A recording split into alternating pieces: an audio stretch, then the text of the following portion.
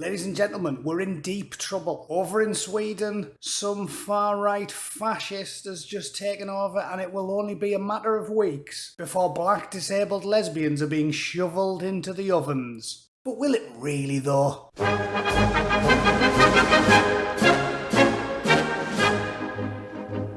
Right, I promised on my last live stream I was going to do a deep dive on the Sweden Democrats and really dig into it and find out, are they a far-right party, and is their leader, Jimmy Åkesson, basically Benito Mussolini in a much nicer tailored suit? So let's have a look, shall we? This piece on France 24, entitled "Who is Jimmy Åkesson, leader of Sweden's soaring far-right," claims that he's steered his party from pariah to heavyweight, and his support is indispensable if the right-wing bloc wants to govern after Sunday's election. It says, with his impeccably coiffed brown hair, glasses and neatly trimmed beard, the casually dressed 43-year-old looks like your average Swede. Well, isn't he? What's he supposed to look like? If you're the leader of a right-wing party, are you supposed to have horns? Is he meant to have blood-red eyes and he's filed his teeth sharp? What are we living in? Young adult fan fiction. He is an average Swede. Just because he disagrees with Owen Jones doesn't mean he's not an average Swede. It continues, he wants to give the impression that he's an ordinary guy who grills sausages, talks normally and goes on charter trips to the Canary Islands. Talks normally. If you're a right-wing villain, you can't talk normally. You've got to have like a gravelly voice. You've got to sound like Christian Bale in Batman. I think we should deport foreign criminals. Åkesson joined the Sweden Democrats in the 1990s after a disappointing teenage stint in the main right-wing party, the moderate Conservatives. Okay, so he started in the main right-wing party that everybody agrees is moderate, right? They then announced a zero-tolerance policy against racism in 2012. Aye, sounds like a right bastard, doesn't he? Right, lads, first thing we're doing, zero-tolerance policy against racism. Whoa, you can't do that. The party's rise has come alongside Sweden's heavy immigration. A country of 10.3 million people has welcomed around 500,000 asylum seekers in the last decade. 10.3 million people has let 500,000 asylum seekers in a decade. If you can't do the maths, well, frankly, you're not bright enough to be watching this reasonable, highly educated channel. So let's just say that's a metric shit ton. The party has stolen voters from both the Conservative moderates as well as stolen voters. Have you noticed the language they use? Stolen voters. It's like, oh, they've stole them, the nefarious villains. When Blair's New Labour won, did they steal voters from the Conservatives, did they? They put boot polish on their face, wore stripy sweaters, burgled a pensioner's house and stolen them from the biscuit tin. Can you not just write a story like a normal human? France 24. Although I shouldn't have expected anything better. It's French.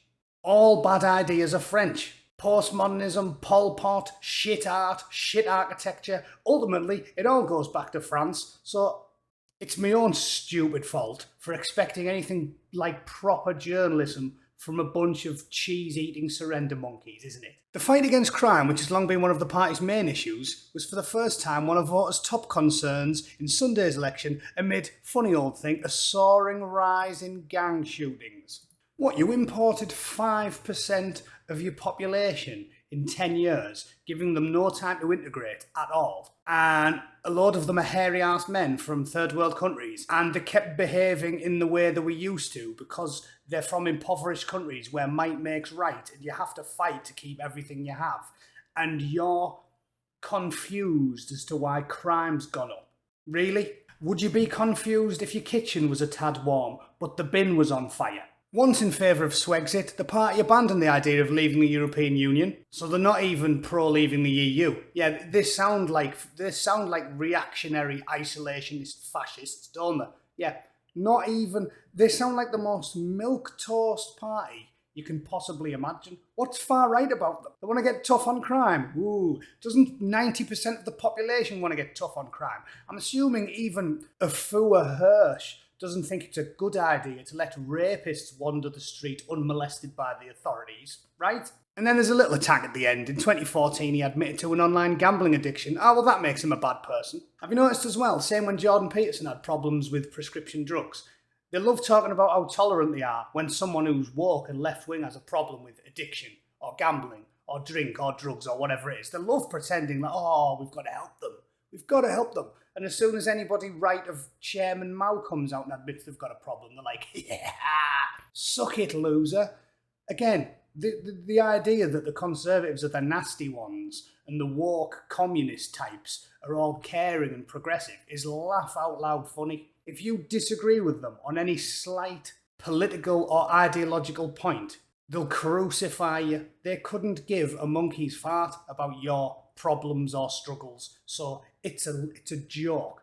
But instead of reading French muck, why don't we simply go to the source? Because funny old thing, if you just look and you just ask, like most political parties, they'll tell you. For example, the homepage of their website at sd.se/English is unsubtly titled, "This is what we want." What's behind their nefarious schemes? If only we could know. So let's have a scroll down, shall we? They're telling us what they want. Let's see how reactionary and terrifying they are. I'm sure we'll scroll down and we'll get to, we want to gas anybody with a limp.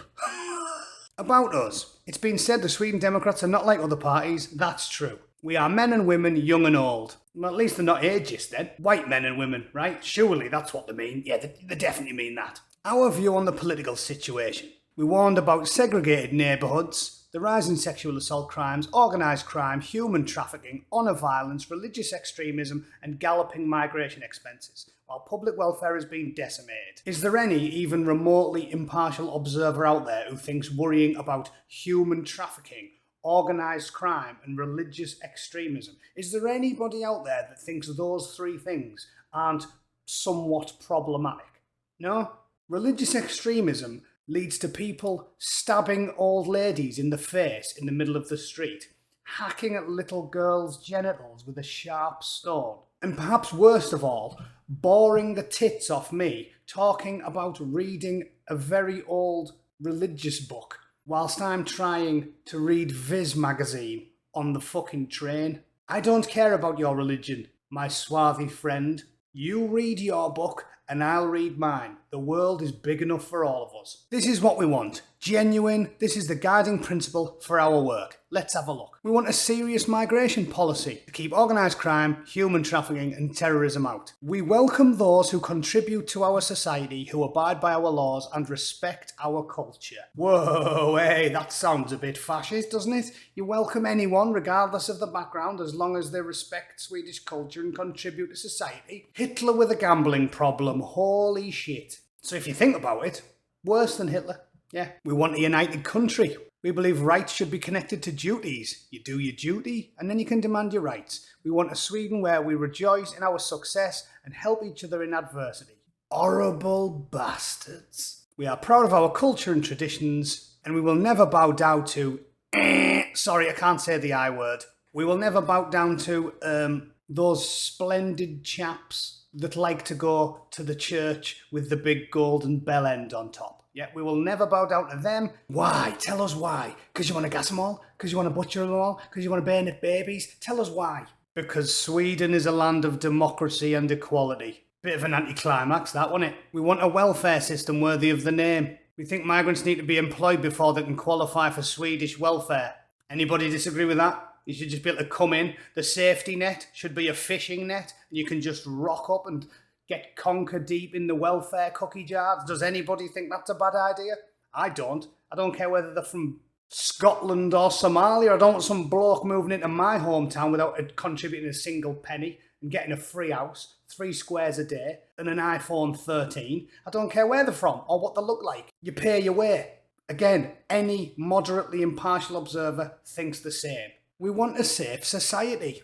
Not me, I don't. I'll tell you what, when I was in Iraq, I loved getting IED'd when I went to the shops. I loved it. I loved being sat on the toilet and having 107mm rockets land 40 yards away from me, thus ensuring the most cleansing shite of my entire existence. I almost emptied not just my bowels, but the entire contents of my upper torso. Yeah, I love that. I love it. We want to lower the cost of living. What do you want to do that for? What do you want to do that for? Food, clothing and footwear, cheap and affordable, so working class people don't have to walk around the streets in Hessian sacks with newspaper wrapped round their feet, living off nothing but spam fritters and noodle doodles. Oh, now it's a terrible idea as well. And it's racist. What, you think black people like noodle doodles? No, they only eat bushmeat. Every tolerant liberal person knows that. Vote for a better Sweden. So there you go. Basically, there's nothing far right about them. 40 years ago, they would be considered eminently reasonable. They're basically left of Thatcher, right? And how many people did Thatcher put in the gas chambers? Answers on a postcard. Even Wikipedia concedes the point that the Swedish Democrats' current party programme is based on democratic nationalism and social conservatism. Democratic nationalism. Boring. These are the same people who said that Boris Johnson was far right. Do you remember? There's all the evidence you need. From the New Statesman in February 2020, Boris Johnson has repeatedly incited far-right mobs. These people are living in a fantasy land. What far-right mobs have rampaged through the UK in the last 20 years? Can you name any? There's been a few sizable mobs, Black Lives Matter, and there's been a lot of damage and destruction and vandalism, Extinction Rebellion, but none of them are far-right. So fold the New Statesman up and poke it as far as you can get it up your ring. Paul Mason, you lying commie rat. All right, we need to go over there and find out what we can from those commie rats. And finally, also from Wikipedia, the party now supports same-sex marriage and civil partnerships for gay couples. So there you have it. There is nothing far-right, extremist or terrifying about them. Nobody dies, nobody gets forced into a death camp, nobody gets put in an oven, waterboarded, or forced to sit through the last 3 Star Wars movies. It's fine. The Sweden Democrats are left of the American Republican Party, basically. They're left of the boring, dull, middle-of-the-road American Republican Party, and nobody should feel any shame about supporting them. All right? Easy. That was easy, wasn't it? Took all of 10 minutes to do some basic research. The BBC, The Guardian, Sky News, Channel 4, all of the left-wing media are lying. As usual, you cannot believe a single word that they say. I wish them all the best in fixing that shit show just across the North Sea. All right? Thanks for watching, everyone. I will live stream. I'm at work tomorrow. We'll see. Bootneck's a busy man. Thanks for watching. Cheers. Toodle pip.